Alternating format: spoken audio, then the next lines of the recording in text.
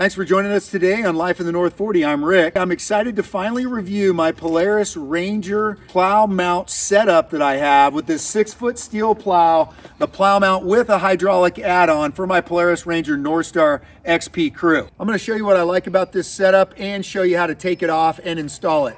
Pretty quick and easy. One of the cool things in my new 2023 Polaris Ranger Northstar XP crew is I thought it was out of control. It had a front camera. Now I'm realizing why it's a great thing. Here's my snow plow.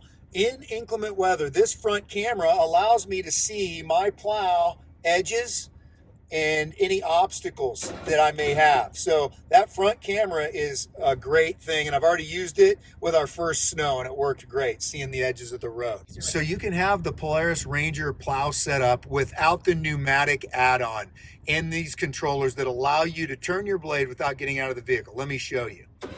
So this is just your winch up and down. All right, but now with the pneumatic add-on, you see our blade is turning.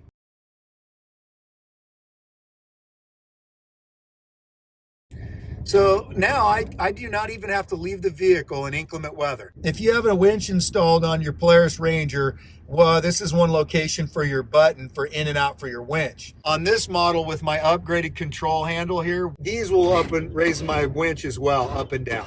So I have both options here. Because I have the extra hydraulic mount here to allow that blade to turn, this is an extra through Polaris.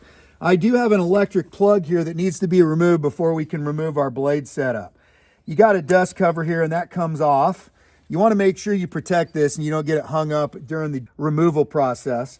Here is our plug attached to the Ranger. They do give you a dust cover. You want to secure this. Keep, moisture from getting down in these terminals. That moving, there we go. And that's clicked. So that's just going to tuck that out of the way. Next thing, you have to get the tension out of your winch to disconnect it from here first.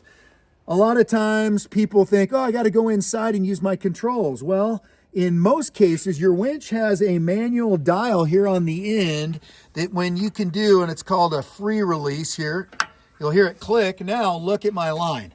I can manually pull my line out, and that's about all I need to disconnect. Now I want to put this back into the engagement mode, and we're locked in. Now I need to go and crank this in to secure it. Let's get that out of the way and get this baby removed.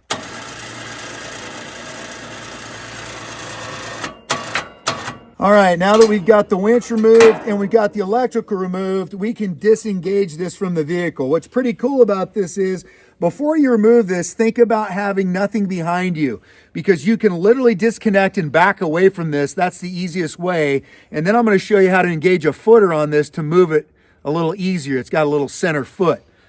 This is how easy it is. This big red handle, you pull up and you release. Because I've got room behind the vehicle and a lot of open space here for demonstration purposes, I'm just going to pull away from this and show you how easy it is. Let's start this vehicle.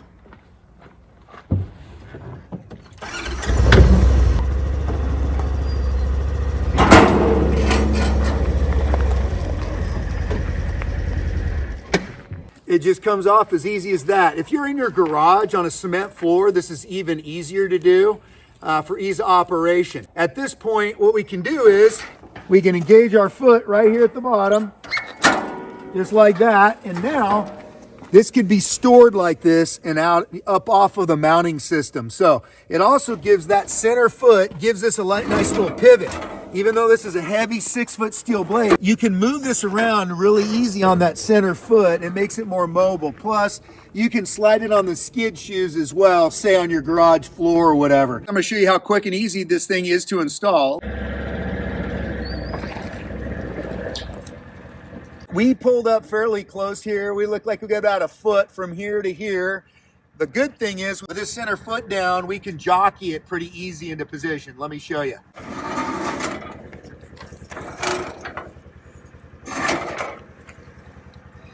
Right here, I could just drive forward because these are now in the slots and then seat this. But because this is fairly easy for me to move, I'm just gonna go ahead and finish moving it in. And seat it. Now with these seated in the forward position, all we have to do is lift this red handle up and pull forward and seat this. Now, Once we take pressure off, this foot will release. It's spring loaded and clear out of the way. So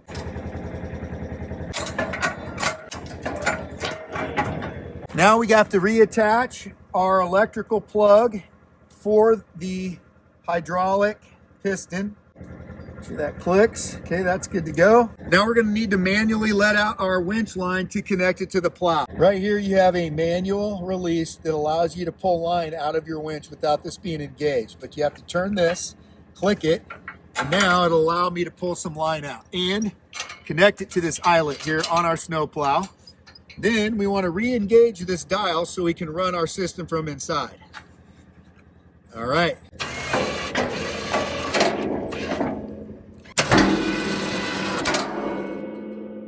So I'd highly recommend this. I had a Ranger before with just the 6-foot plow on it. It didn't have the updated plow mount or the hydraulic piece here. These upgrades, I love them and I highly recommend them.